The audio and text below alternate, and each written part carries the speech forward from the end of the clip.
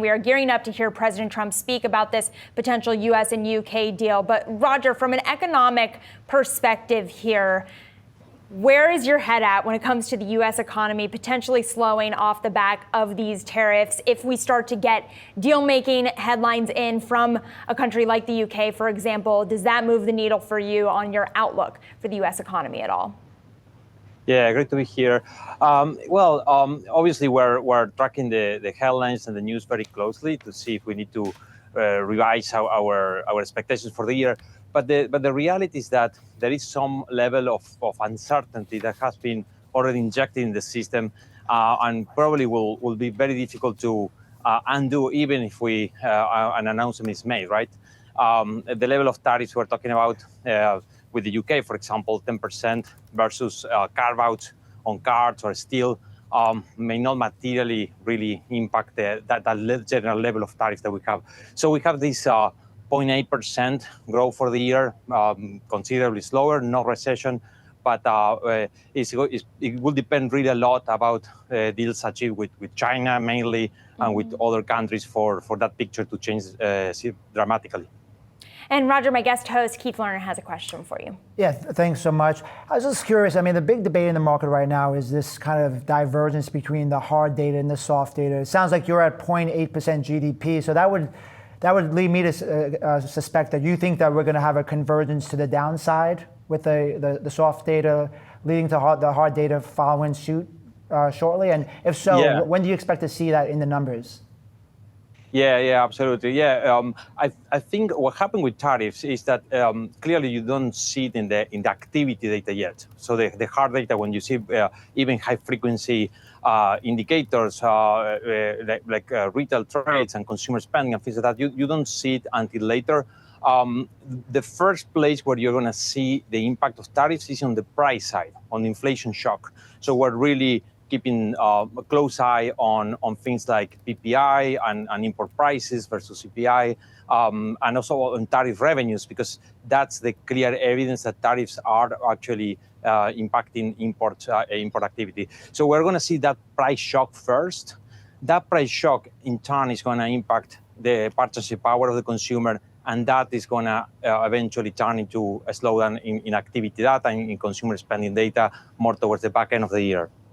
Would you expect, as we move past some of this tariffs, maybe even if it's by the end of the year, that we actually then see a bit of a kickback or move back up next year? Or are you thinking that this is going to be prolonged, where we have that slow economic environment today, and that next year we're still growing around 1% or less? No, this is the thing with tariffs. There is this one off shock, both on the price side and on the spending side. Once the tariffs are set at that level, you could basically, in terms of growth rates, right, in terms of how fast the economy is growing, you can have a 2026 where the economy is going back to something closer to 2%. Of course, the uncertainty will continue, basically hindering the activity and the investment decisions, right? Because even if you achieve a bilateral agreement, you never know when those terms of the agreement or the enforcement commitments of that agreement are changed, right? So the uncertainty is something that may continue on the line. But you could see how activity will go back, even though levels of activity, right, like the consumer spending levels are not recovered. The growth rate next year of the lower base could actually become more normal. Same with inflation. Right? So we see inflation perhaps jumping to something like high threes this year. Next year, you could well see inflation going back down, not because prices have decreased, but because the inflation rate is actually normalizing. Yeah, no, it makes a lot of sense, Roger. And Madison, from my perspective, that's what the market's grappling with. If this is a 1 or 2 quarter slowdown and the earnings come down for 1 or 2 quarters, can the market look past this? And if we rebound, like if you're buying a stock, you're buying it for cash flow and earnings over the next 5 and 10 years. Yeah. So that's the main question. And if we get that kind of soft data that leads to the hard data moving down that Roger talked about, is the market going to be able to just look through that in real time? And that's why, and when we heard earlier about everything that's going on with Washington, it's complicated is the main thing. So at our standpoint, the range of outcomes is pretty wide. And that's why at this point, why should we be paying a peak multiple given the wide range of outcomes. But again, the bull case would be we're going to look through this, and the other side, we have oil prices down, the 10-year down. But again, our perspective, at least short term, is the risk reward is somewhat less favorable because everything we've just discussed. Yeah, and it's such a great overview too. And I know you see that range bound action moving forward. Where is your top for the S&P at 58? Right now, I mean, it's getting close. It's getting a little bit uncomfortable, but we've been thinking around 5,800, and we've been saying that since the lows. And the way we get there is two ways. We look at the technicals. We have some price resistance right around 5,800. And then if I say for the S&P PE, we go back to say 21, so still below that 22 peak, which I think is optimistic, and we base it on forward earning estimates where they are today, we get around 58.35, somewhere around there. And again, I think those forward earning estimates are somewhat optimistic, and we are paying high multiples. So right now, what the market is embedding, right, is that we will get through this. It will be somewhat of a smooth ride. And we have a small buffer should that not happen. Again, if you believe in that and you're saying, hey, I'm all in that this is going to be a smooth ride, then markets can push through, and it has been resilient. We just think that we're not pricing in or have much of a buffer should something go wrong. Yeah, absolutely. And you never want to be in that position. But Henrietta, I want to bring you back into the conversation because one potential buffer, at least according to our Treasury Secretary Scott Bessent, is the idea of tax cuts coming up here. Ignore the tariffs, tax cuts are coming. Henrietta, do you think tax cuts are going to be that catalyst for the stock market? How are you thinking about tax cuts? It's like you read my mind, Maddie. That was exactly what I was thinking. When you think about risk reward, think about what the market is pricing in right now and what expectations are. And understandably so, the Treasury Secretary is out here talking about the biggest tax bill in history. And that is correct from a cost perspective. This is going to be a $5.3 trillion deficit increasing bill. But the stimulative components of that, the new stuff, the new tax cuts, is the tiniest fraction of that pie, somewhere between $300 and $500 billion. That's not enough to reduce the corporate tax rate, fix the SALT cap, extend the child tax credit, or do anything on par with what the president promised on the campaign trail. No taxes on tips, no taxes on overtime, et cetera. Those pieces will not be included in the final bill. So what you're going to be getting, and we're watching in real time right now, is $3.8 trillion in extension of existing rates that will all be deficit financed.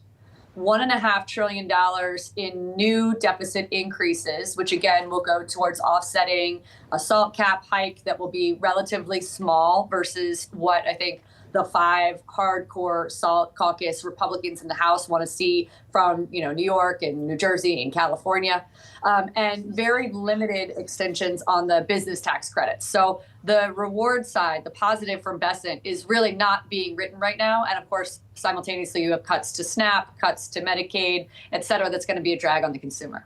And I actually want to bring you into the conversation, Roger, with a headline that we are getting in this morning here. Trump officials mull fast-tracking deals with Gulf wealth funds. We also know, obviously, the president's first trip outside of the U.S., outside of heading to the Pope's funeral, is going to be to meet with the Saudis coming up here. To what extent do you think that there is a global reorder of allies, of powers here that could potentially impact, obviously, not just the U.S. economy, but the global economy? No, there is no question that beyond the particular policies that we're keeping track here, there is a rewiring, right, of the global trading system. Is a new world order centered around basically the agenda of the U.S. administration. That obviously injects some uncertainty because of the, as I was saying before, the nature of the trade deals of being bilateral adds basically a little bit of discretion on a case-by-case basis, right? Mm-hmm. So that will be something that we'll need to grapple with going forward, even though when growth recovers from a potential, from a long-run perspective, uncertainty probably something that will stay with us. And Keith has a question for Well, you. I was going to also just maybe more of a comment. Mm-hmm. The other thing as we think about the global landscape, we do have a point right now where the Fed is on hold, and global central banks around the world are cutting, so they're providing that monetary stimulus. We have fiscal stimulus from Germany, from China. So, and we're basically showing some fiscal restraint and also some monetary restraint. So in some ways, some of this rebalancing, even outside the tariffs, it makes sense so much because you're seeing stimulus outside the U.S. but not in the U.S.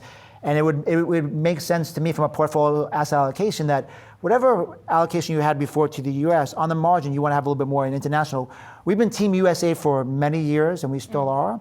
But since last fall, we've been bringing in our bets a little bit because of that shift. Yeah, it brings the question to mind of the U.S.'s sort of safe haven status. Henrietta, I'd like to bring you back in here. Talk to me about how you're thinking about the X date. This is something the Treasury Secretary was asked about, of course, when he was on Capitol Hill this week. What is your thought on how that is progressing? The X date delay in announcing when that is really interesting to me and really worth following. As you know, Treasury receipts after tax day this year were the highest they've been in 3 years. Almost all tax returns have, in fact, been received by the Treasury Department. But Secretary Bessent on Capitol Hill earlier this week said that he is delaying announcing what the X date is because there's still a lot of outstanding returns. So that's a little bit discordant with what is completely discordant with what we've gotten in terms of data that we can track as outside observers in real time. It's very likely to me that the secretary is working very closely with Speaker Johnson and Leader Thune to coordinate the X date with whatever the deadline is going to be for this massive reconciliation bill. They're going to need all the muscle power that they can get to twist arms on the House Republican side and the Senate Republican side to get this bill passed. So it makes a lot of sense that he'd hold off announcing what the deadline is going to be. And I would tell your watchers to think of 3 key dates. Late July, July 24th, that's when the August recess starts. So I think that's a reasonable time to have Bessent set the X date. But the fiscal year 25 Budget Reconciliation Authority exists through September 30th. And there are some estimates from CBO and others who say that we can get functionality for Treasury through the end of September or even early October. So that's another realm. And then finally, the last thing to be mindful of is that these tax rates don't actually expire until December 31st. So sort of like, God help us if Bessent sets the deadline at November or something, we very likely wouldn't get the tax bill until that time, November, December. And they can do that pretty easily, either with votes from Democrats that, of course, do not have any kind of deadline, or by passing another budget resolution. So those are the 3 time horizons I'd watch. I think the debt ceiling X date has become plainly a part of the reconciliation bill calculus, which is perfectly reasonable from a leadership perspective. Well, Henrietta, I also want to get your take on another upcoming meeting between the U.S. and others, and that, of course, being Treasury Secretary Scott Bessent and also Jamieson Greer set to meet with officials from China to start talking about that triple-digit tariff as well. What news might we be able to anticipate getting out of those talks? Do you anticipate that rate of tariff coming down at all? I do not. I think it's completely inappropriate to anticipate that tariff rates would come down after a first meeting between Secretary Bessent, the Vice Premier of China, and USTR Greer. I'd have a couple points to relay. Number one, this time around in Trump's second term, it's actually taking 2 men to do the job of 1 from Trump's first term. So Bob Lighthizer was the formal trade negotiator between the U.S. and China with Liu He at the first president's administration, president's first administration. This time around, it's taking 2 of them. If we can just get an agreement that Bessent and Greer will be the chief economic deal makers, talkers with China, that's going to be effectively the most that I could hope for. If they issued a joint statement of resolution saying that they met and they kept the language the same between the U.S. side and the China release, that'd be a big deal. But in all likelihood, it's going to be 2 distinct press releases, lots of pomp and circumstances, a 1 to 3 hour long meeting that really is just introducing the 2 sides to each other. The Chinese are not willing to call this a negotiation. Secretary Bessent came out and said that this was the start of negotiations. They are not even willing to call him a negotiator at this point. So I think it's unreasonable to anticipate that tariffs will come down this weekend when they meet.